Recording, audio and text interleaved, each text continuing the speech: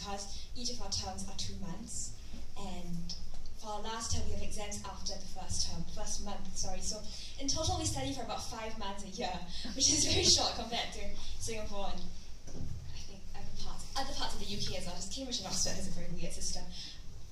But these very 5 intense months where you just are expected to study very hard to just keep up with your work, and your vacations are, they call it vacations, not holidays, because you're supposed to study during them, so they're not holidays. But essentially it's just 5 short sprints, 5 months of just intense work. So the good thing about Oxbridge is that you have these very personalized lessons. So it's about 2 to 3 students to 1 teacher, and we see them once every 2 weeks for each subject.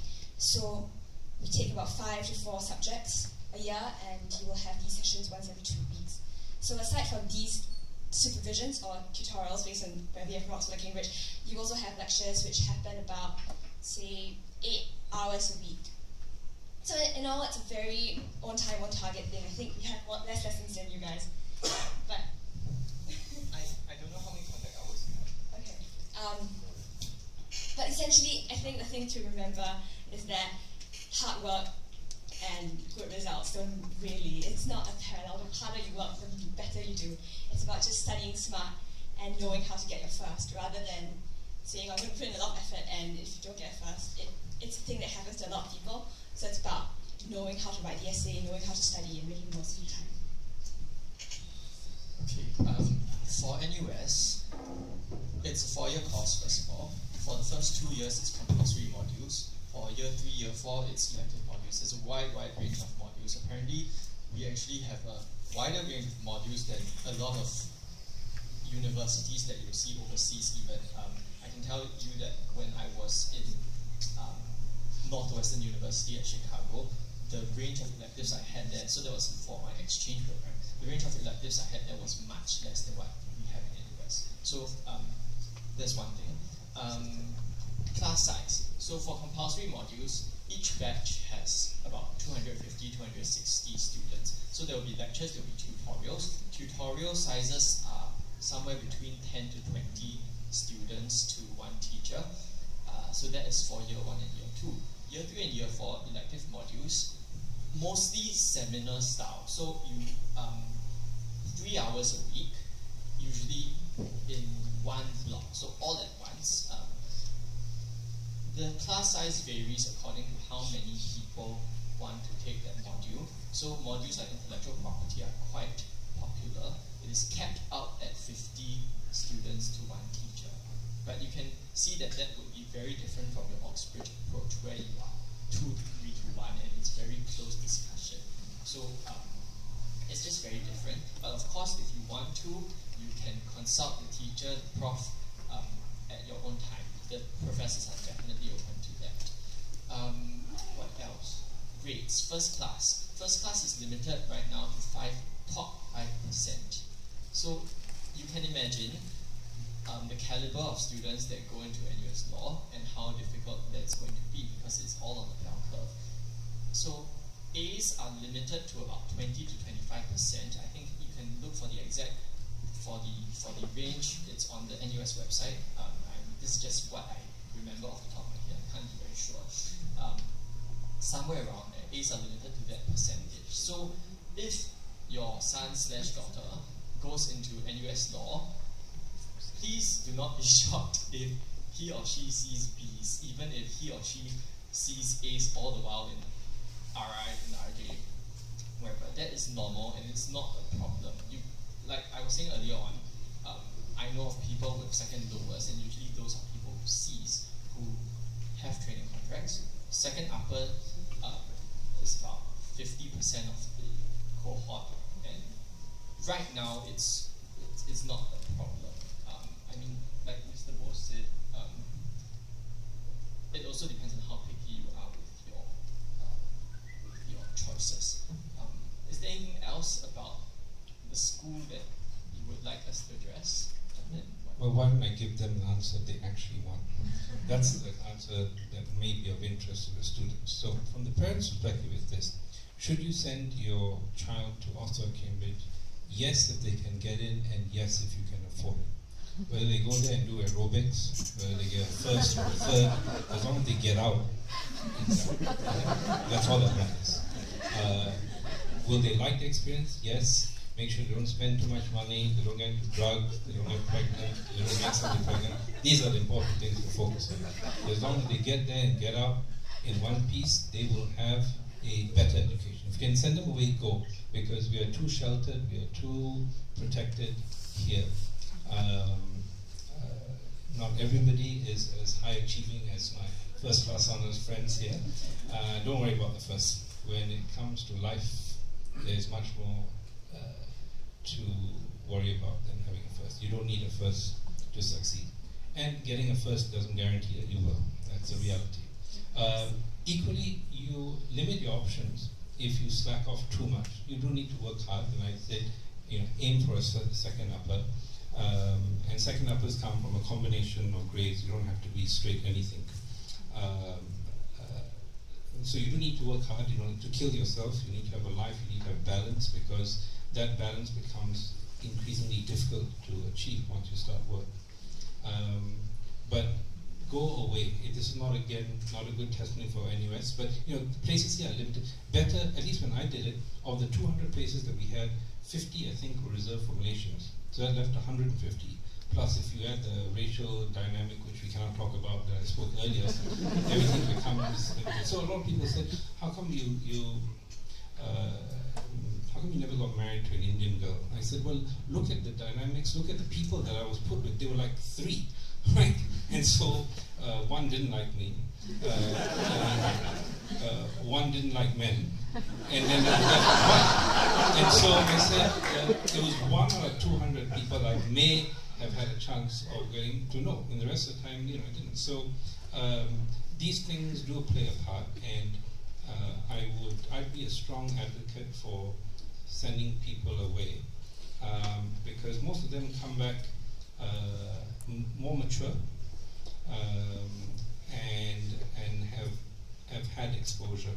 So really, it's a question of whether you can afford it, because it's becoming really expensive. If they don't have a scholarship or some sort of financial assistance, then you need to be prepared to shoulder the cost of 4 years, plus the board, plus obviously Mama and my friends are going on this real travel thing in Europe, and I don't want to come back home, so can I have another 10,000 euros to do that? So all that kind of stuff you got to factor in.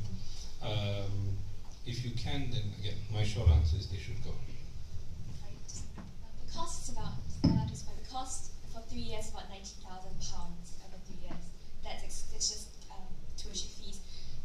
For accommodation, it's about 1,200 to about £1,500 for 2 months, excluding food. For 2 months for accommodation.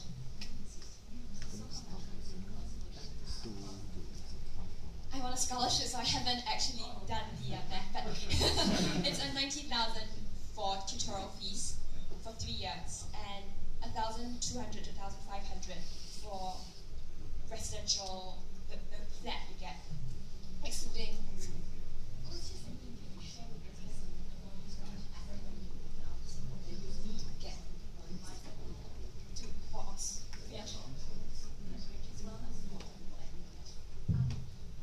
So when you apply, they will give you an offer, and it's normally a 3A offer, 3A to 4As. But to actually get the offer, you mostly need a straight A prediction and your prelim results. So it's interesting because in Cambridge, they will ask you for your prelim results. For Oxford, they'll ask you for the J1 results for Cambridge and the J2 results for Oxford. Oh yeah, for most prelims, I'm old.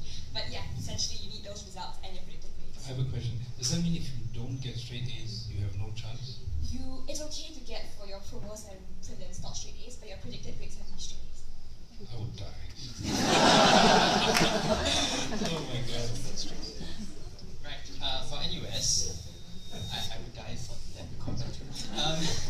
I am a 3A, 1B student for H2, so that's not a problem with NUS. Doesn't mean that you're guaranteed to go in, definitely. Doesn't mean anything like that. But chance to be considered.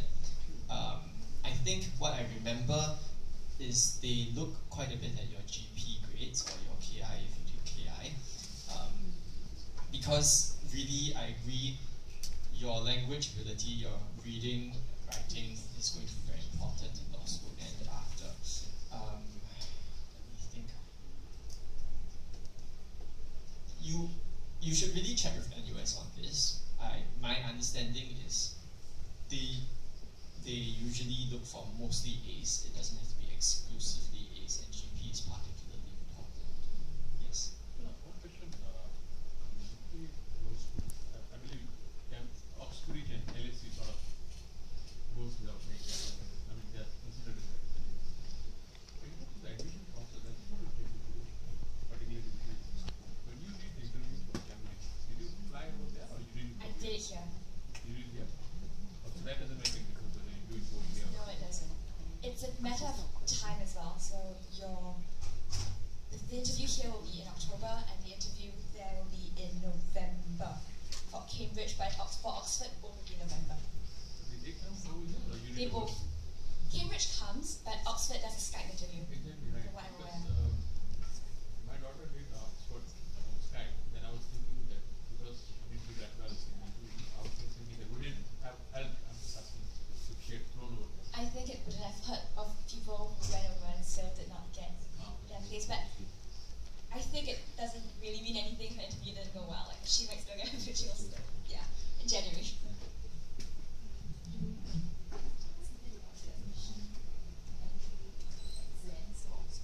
Okay, so in Cambridge, I'm not sure if things have changed since I did the admissions process, but for Oxford, you do the LNET, which is required for all universities, most universities in the UK anyway. So you can do it whenever, just before the deadline that Oxford gives you. I think it's January 15th. For Cambridge, we do this Cambridge Law test. It's about, I think, a 2-hour test where you do a 1-hour test, I can't really remember, but it's like a problem question kind of test, which is basically a situation, and you're expected to answer what you would do as the person's lawyer in that situation. You don't need to prepare for it. And then an interview, both with Oxford and Cambridge. The question is not whether you need to. You don't need to. Can somebody prepare for it? Can a human being, can other humans? I think it's limited in what you can prepare for it because in the test they actually give you the law and the question. So you won't know what law they will throw at you during the paper test. It's application. The law is in front of you, so it's not like you need to know the law. So, selection for NUS during my time, there was, first off, they will look at your grades, then they'll tell you whether you're being considered. You're being considered, there was a written test. So it was also a problem question, more or less, but it wasn't, strictly speaking, law. It was, it's also a hypothetical question. In my year, what happened was they gave a few scenarios of different types of people who might be in need of organ transplants and said, if you had to choose between them, who would you give the organ transplant to? So it was somewhat a moralish type of question. So it could be something like that, but every year it's a little bit different. That's the first one. The second thing is an interview with with usually 2 professors from NUS. Sorry, just to backtrack a little, I'm not sure if they're still doing the test. I heard there might be some changes or something. I'm not sure. It's been a while.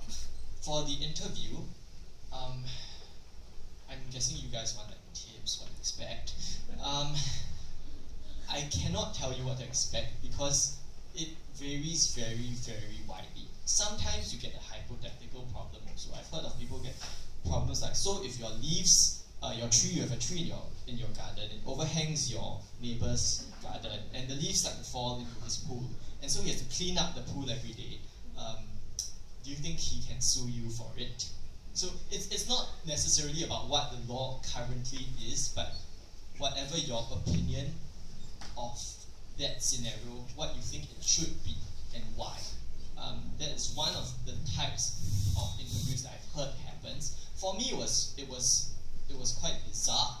I walked into the interview room. One of the professors sneered at me and said, "So, why? I read in your personal statement that you think that the law protects people on the streets, and it's also one of the reasons why you have it protects morality, or it helps make people good people. What else makes people good people?" So something as random as this can happen. And then they just asked me, "What do you want to do with the law degree?" And at that point in time, I said I wasn't even sure that I wanted to be a lawyer, but I had just interned at the MFA, and I thought international law was something very interesting, so maybe I would go into something like that. And so they asked me, "So what international law issues do you know about?" And I was stunned because I hadn't been reading the papers, so don't learn from me. And I just said, "Pedra Branca." And so she sneered at me again and said, "Fine, we can work with that." And asked me what happened in Pedra Branca. I said, "Oh, well, Singapore won Pedra Branca, right?" And then she sneered at me more and said, "Did you know that there are actually 3 rocks in Pedra Branca, not just the main island? So we lost one, we won one, and the last one was left unsettled." And she kind of scolded me for not knowing that. But it turned out that I got through. So you don't know really what to expect, and even if it feels bad, it may not be. If it feels good, it may not be as well. So that's what I can share with you from my experience. Sorry, just one question. If you want to know a little bit more about NUS in particular, the person you can speak to is one of my classmates. Her name is Lei Teng. She's, I think, Assistant Dean at NUS now. She's very helpful, and you can, I can pass you her contact details. You can always email or give her a call. I just want to add 2 cents to interview and selection for what they are looking for, and I've been a bit perhaps too casual in my talk. I would say 2 things about it, because we attend university admission programs all over the world, including Harvard and the Ivy League, Oxbridge. That's where we recruit from. What we are looking for is people who can think logically, analyze a problem, and offer up a solution that makes sense. There's never a right or a wrong answer. There's stupid answers and intelligent answers. And we're trying to weed out people who come up with stupid answers. But it's not wrong. It makes no sense. They haven't thought it through. It's a knee-jerk reaction. They haven't dealt with being nervous, and nervousness causes their brain to freeze. And then, so it's that ability to think logically, and it's the analytical ability. Also, it's the ability to use 10% knowledge, real knowledge, but fill a 100% space. So they never give you enough. You never know enough about and you're always dealing with people who know more about the subject matter than you do. So that is the nature of the problems that are set, and it's to see how you cope with that situation. Or it's the alternative. They'll give you 100% of the information, but they only are interested in the 10%. So it's your ability to narrow. So it's either to take a little bit and fill, or to assimilate from a lot and distill what is actually required. And so it becomes very difficult to prepare. It really comes from reading widely, so not just textbooks, world affairs, science and technology, art, gaming, internet. I think having a wide knowledge about things outside your core subjects would help. The other thing I would suggest is that, especially for Singaporeans, people need to speak more in public. So public speaking in any kind of forum helps. Singaporeans are very good on paper. 90% are rubbish when they open their mouth. It's true. were not used to it. It doesn't come naturally to most people, and our school system doesn't encourage enough of that. That's why when they go to Oxford and Cambridge, it's much more intense. I think it brings life to people. Here, the class sizes are too small. It's not intensive. We still have legacy issues, and standing out and being an individual is still not hugely encouraged here. There's a lot more need to conform and to follow things, and that doesn't really help in getting this area. Can I just check, you got your honours after 3 years in UK, so are all UK universities like that? And what about NUS? Is it honours after 3 years, or that you have to do a 4th year? We get our honours after 3 years. So it's a direct honours. Direct honours, and we actually get another Master of Arts degree in 2 years, but it doesn't really mean anything. So same honours, you don't do an additional year for